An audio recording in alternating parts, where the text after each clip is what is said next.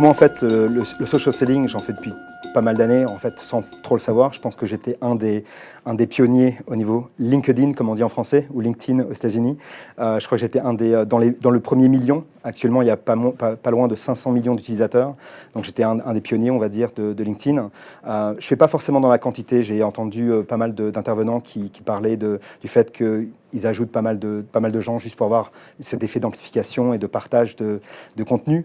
Moi, je cherche plutôt la qualité dans le sens où si j'ai une conversation avec quelqu'un, un partenaire, un client, un prospect, c'est une démarche automatique pour moi, je vais l'ajouter sur LinkedIn.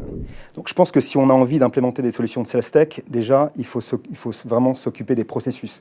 On parle de beaucoup de technologie, mais ce n'est pas seulement la technologie. Il y a beaucoup de solutions qui vont faire à peu près la même chose. Mais comment elles vont vous amener d'un point A à un point B, c'est ce qui est important. Et ce qui va être important, c'est le temps d'implémentation. Les commerciaux vont aller d'une boîte à une autre. Donc, combien de temps il va vous falloir pour former un nouveau commercial? C'est bien beau de dire que ça va nous prendre 3 mois d'implémenter une certaine solution, mais si ça prend du temps de former des nouveaux commerciaux, encore plus aux États-Unis, il y a encore plus de turnover qu'en France. Alors, en France, on est un peu plus loyaux au niveau de l'emploi, mais aux États-Unis, ça bouge beaucoup.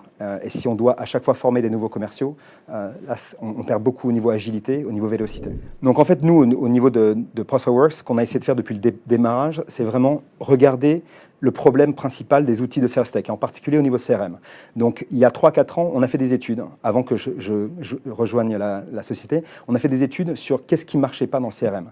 Le CRM en tant que practice existe depuis 15 à 20 ans, avec des outils comme Salesforce qui sont implantés, qui sont vraiment là depuis pas mal d'années. Nous, ce qu'on a essayé de voir, c'est qu'est-ce qui ne marchait pas.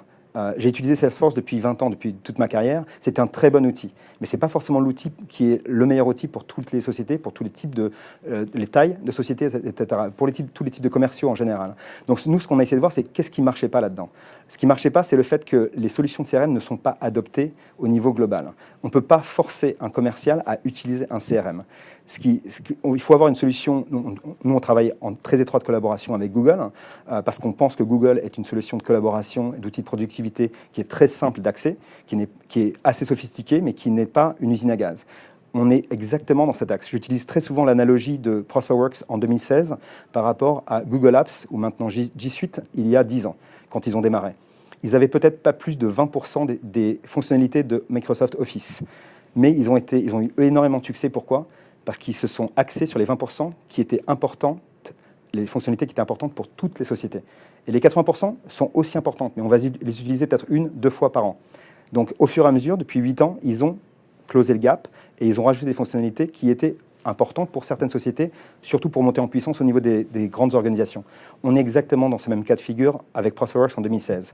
On a un outil qui essaie de keep it simple, d'être vraiment à l'essentiel et de fournir les 20% qui vont être importantes pour toutes les sociétés auxquelles on s'adresse. Là, actuellement, on est vraiment axé sur les PME et sur le mid-market. Donc, on sait ce dont ce genre de société a besoin. Quand on va monter en puissance, évidemment, notre but, c'est d'aller vers les plus grandes compagnies, donc dans les 2 à 3 prochaines années. Mais actuellement, on est vraiment dans ce même cas de figure, on est axé sur les 20% qui sont importantes pour tout le monde.